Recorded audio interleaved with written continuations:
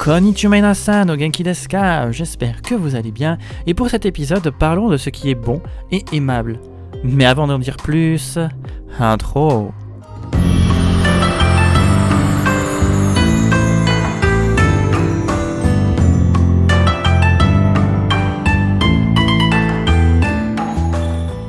Avec le radical de la femme, Jo en tant que hen, partie gauche, et le kanji de l'enfant, shi en tant que tsukuri, partie droite, sa traduction plus que littérale serait donc la mère qui donne à l'enfant, ou alors l'enfant qui donne à sa mère, si on le prend comme une mère et son enfant qui s'aiment et qui se soutiennent toute la vie, évidemment.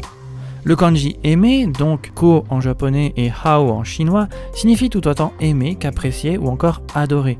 Bref, on l'aura compris, c'est un mot très affectueux. En effet, dans la Chine ancienne, il semblerait qu'ils considéraient leurs enfants comme leur création. Par conséquent, les parents aimaient leurs enfants sans tenir compte de la beauté, de l'intelligence ou de ce genre de paramètres.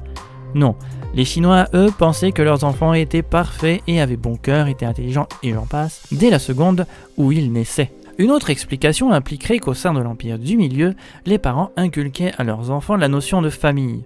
Ainsi, pour un parent, il n'y avait rien de plus beau qu'aimer son enfant, et pour ce dernier, rien de plus beau qu'aimer ses parents. D'ailleurs, cela se reflète amplement dans les pratiques traditionnelles du culte des ancêtres. Il est donc assez facile de comprendre pourquoi la politique de l'enfant unique promulguée dans les années 70 n'aura pas fait l'unanimité. De ce fait, dans les familles des milieux ruraux, où l'on ne pouvait plus avoir qu'une fille ou qu'un garçon, certains pensaient donc que leur vie ne pouvait plus être hao, c'est-à-dire bonne.